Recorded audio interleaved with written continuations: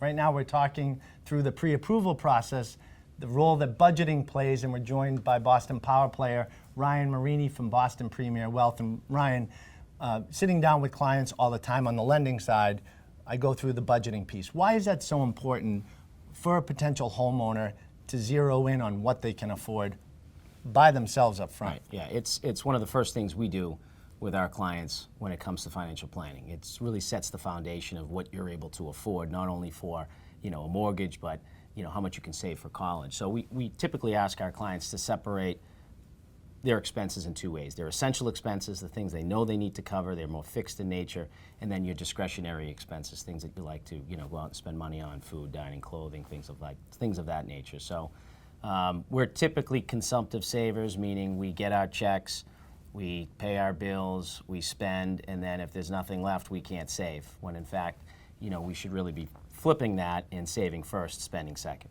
When it comes to buying a home, I feel like a lot of people don't know where to start. They're directed towards the bank to get pre-approved, right? But what we're saying here is kind of take a step back. The bank is going to tell you how much you can afford to meet guidelines, but they don't take into consideration lifestyle, right? So you really want to have a number in your head before you talk to the bank of what you can afford on a monthly basis, because those two numbers might not match. Correct. You have the down payment, and then you typically now need to know how much on a monthly basis with principal, interest, and insurance you can afford. And to factor those things in maybe ahead of time, 6 months, year and a half ahead of time, makes a lot of sense to do when you're thinking about buying a home.